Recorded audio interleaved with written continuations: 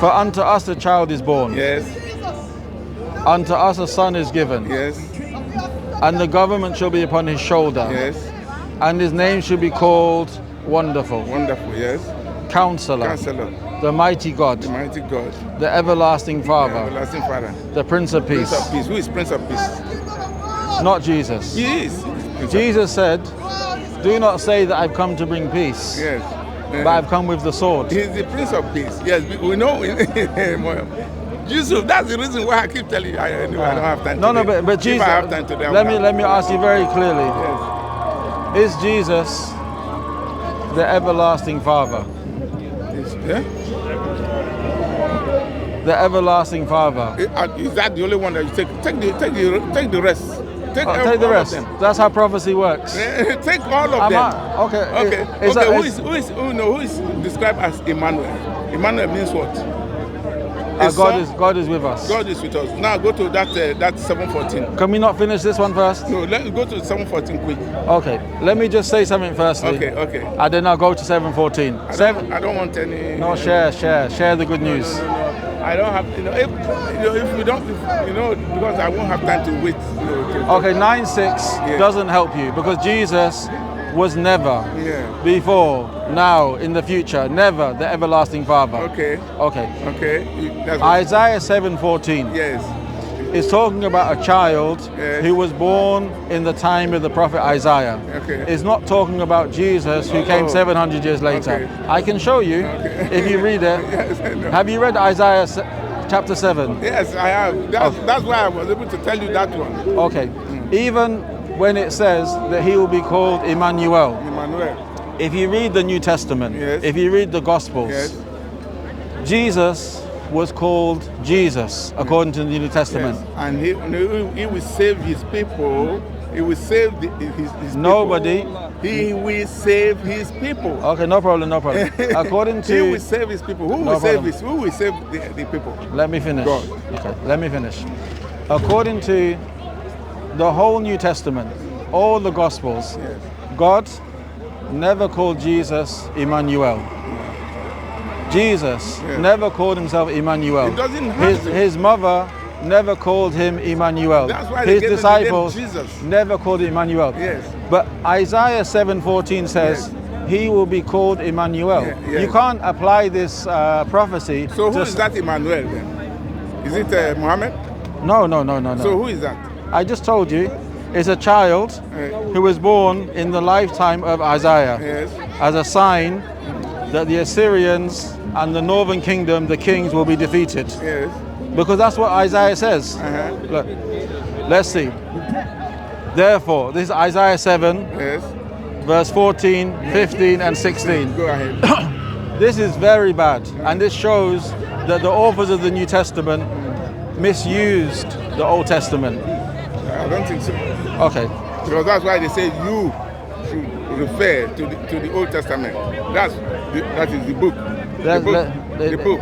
Which is the Quran doesn't say that, but let's read this first. Okay. Therefore, this Isaiah is telling, therefore the Lord himself shall give you a sign. A sign. Behold, a virgin shall conceive and bear a son. And shall call his name Emmanuel. Here, the Hebrew is saying that the mother will call him Emmanuel. Who is the virgin? Who is the child that is born by a virgin? Firstly, this word here, Alma. No, who is the child born by the virgin? Let me finish. Oh, the word Alma here, it can mean virgin and it can mean a young woman. No. I don't want to go into that aspect. I want to know who is the child that is born by a virgin. It's the child born in the time of Isaiah. Let me finish, I'll tell you why. Okay. And shall call his name Emmanuel. The mother of Jesus, Mary, never called her son Emmanuel, did she? What does Jesus mean? Jesus, if you say Yeshua, the one who saves, that's what you believe.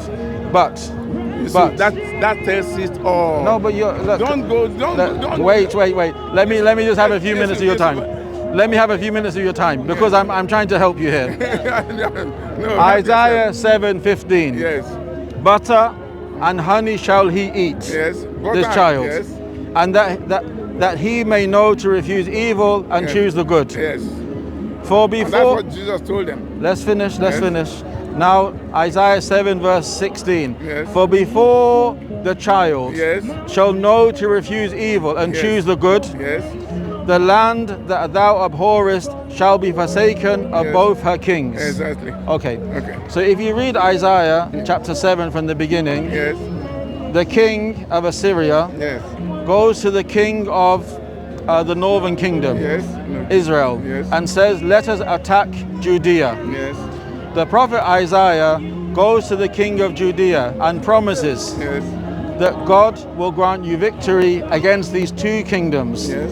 the northern kingdom and the Assyrian kingdom, and he will destroy these two kings. Okay. And Isaiah says, shall I ask for a sign? The Yes. king says, no, we do not need a sign. Okay. Then Isaiah says, no, God will give you a sign. Yes. A child will be born. Wow. And as verse 16 says, Yes. for before the child shall know to refuse evil and choose the good, Yes. the land that thou abhorrest shall be forsaken of both her kings. Okay. So this prophecy in Is the what was fulfilled in the time of Jesus. no, Why? this prophecy was fulfilled in the Yes. time of Isaiah. In the Okay. time of Isaiah, So the northern kingdom and the kingdom of Assyria, go to- both the kings were killed, were destroyed. Yes, I want you to Yeah. go to where, Yes. tell me who is the child that is born of a virgin. It is this child mentioned in verse 16. What is his name? Where is he now? Let me tell you. Oh, I'm telling I'm you. carrying a heavy load. You touch this. Okay, yes, sir. See how heavy it is? Yes, yes. You can put it down. No one's going to steal it. It's only bread. No, you see, I know times are hard. Okay. Alhamdulillah. So the gentleman, may Allah guide us and him. Oh, he's very polite sometimes. But we told him, I mean, he's an elderly gentleman, he's in his 80s. We told him that he has to accept that there is only one God, Allah, and worship him alone, and he has to accept the final messenger, Muhammad sallallahu alaihi wasallam. Otherwise, if he dies in a state of disbelief, he will enter the hellfire forever. His response was that Jesus has been foretold in the Old Testament, and he read two common verses, Isaiah 9 and 6, which according to the Jews is talking concerning the king Hezekiah. It was common amongst the Israelites prophets and also the kings that they will be given the titles of God due to representing God on earth and being agents of God. This is not something new. The problem with this verse, Isaiah 9:6, it mentions that this person will be called the everlasting Father. Christians, they know well that Jesus can never be considered the Father. This is heresy to say that Jesus is the Father. So therefore Isaiah 9:6 is not talking about Jesus. Then he quoted Isaiah 7:14, which if anyone reads, which they say a child shall be given to a virgin whose name will be Emmanuel. And they say this is the author, the unknown author of the Gospel of Matthew says this is referring to Jesus. The problem here is Jesus, according to the whole New Testament, by God, by his mother, by his disciples, by himself, he never used the name Emmanuel. Emmanuel means God with us. So Christians say it's a description of Jesus. But Isaiah is very clear. He will be called Emmanuel. His mother will call him Emmanuel. That's one problem. Second, the English translation of the Old Testament uses the word virgin. The word Alma, it can mean a young woman or it can mean a virgin.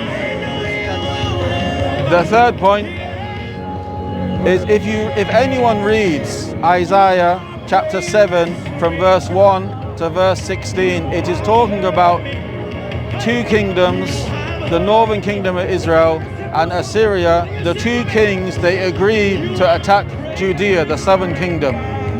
Isaiah, he gives glad tidings to the southern kingdom that their two enemies will be destroyed. And his sign, the sign from God is a young woman will give birth to a child who she will call Emmanuel.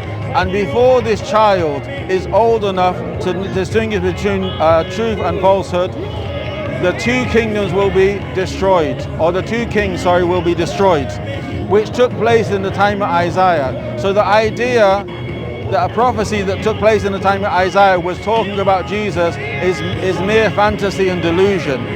The New Testament does this a lot. It takes prophecies or it takes events from the Old Testament and says they're talking about Jesus. When you study them, if you study them in a very simple, straightforward reading, it is not talking about Jesus. If Jesus was really prophesied in this manner, you wouldn't need to stretch and manipulate your own verses. And just a last point, when we see the Christians and the Jews themselves, how easy or how light it is for them to misread, misinterpret, manipulate their own book, then we understand the accusation in the Quran that they changed their own books is perfectly reasonable. It makes sense. These people in front of us, they play games with their own book. So why would they not change their own book when they had the opportunity? So we ask Allah to guide us to that which He's pleased with and that which He loves. جزاك الله خير. وإياكم.